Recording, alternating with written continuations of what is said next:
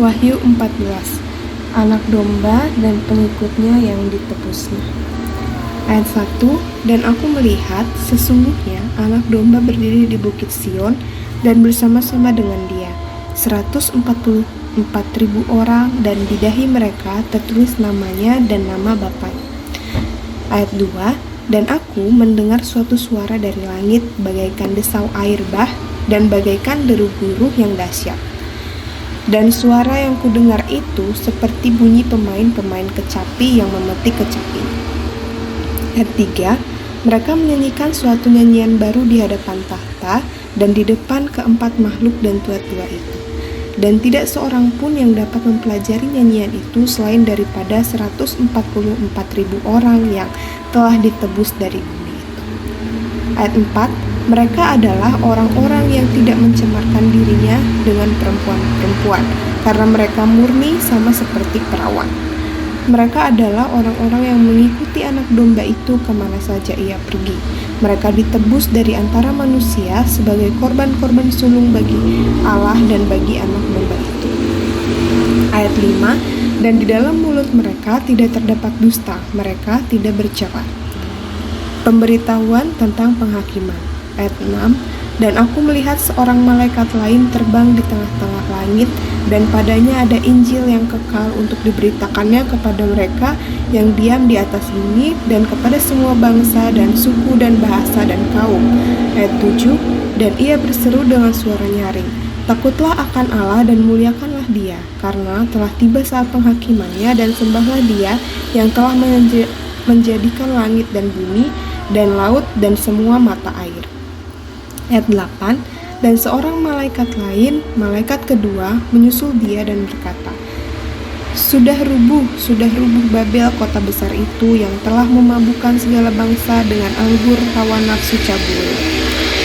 Ayat 9. Dan seorang malaikat lain, malaikat ketiga, menyusul mereka dan berkata dengan suara nyaring, Jikalau seorang menyembah binatang dan patungnya itu, dan menerima tanda pada dahinya atau pada tangannya.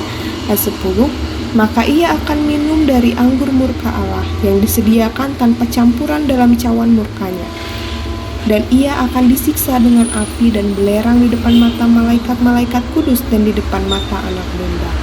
Ayat 11. Maka asap api yang menyiksa mereka itu naik ke atas sampai selama-lamanya, dan siang malam mereka tidak henti-hentinya disiksa, yaitu mereka yang menyembah binatang serta patungnya itu, dan barang siapa yang telah menerima tanda namanya.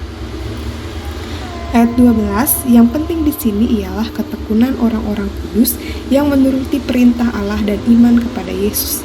Ayat 13, dan aku mendengar suara dari sorga berkata, Tuliskan, berbahagialah orang-orang mati yang mati dalam Tuhan sejak sekarang ini, sungguh kata Roh, supaya mereka boleh beristirahat dari jerih lelah mereka karena segala perbuatan mereka menyertai mereka. Tuayan di bumi. Ayat 14. Dan aku melihat sesungguhnya ada suatu awan putih, dan di atas awan itu duduk seorang seperti anak manusia dengan sebuah mahkota emas di atas kepalanya dan sebilah sabit tajam di tangannya. Ayat 15. Maka keluarlah seorang malaikat lain dari bait suci, dan ia berseru dengan suara nyaring kepada dia yang duduk di atas awan itu, Ayunkanlah sabitmu itu dan tuailah, karena sudah tiba saatnya untuk menuai, sebab tuaian di bumi sudah masak. Ayat 16. Dan ia yang duduk di atas awan itu mengayunkan sabitnya ke atas bumi, dan bumi pun dituailah. Ayat 17. Dan seorang malaikat lain keluar dari bait suci yang di sorga, juga padanya ada sebilah sabit tajam. Ayat 18. Dan seorang malaikat lain datang dari mesbah, ia berkuasa atas api, dan ia berseru dengan suara nyaring kepada malaikat yang memegang sabit tajam itu. Katanya, Ayunkanlah sabitmu yang tajam itu dan potonglah buah-buah anggur di bumi, karena buahnya sudah masak. Lalu malaikat itu mengayunkan sabitnya ke atas bumi dan memotong buah pohon anggur di bumi dan melemparkannya ke dalam kehilangan besar, yaitu murka Allah. Ayat 20. Dan buah-buah anggur itu dikilang di luar kota, dan dari kilangan itu mengalir darahnya. Tingginya sampai ke kekang kuda dan jauhnya 200 mil.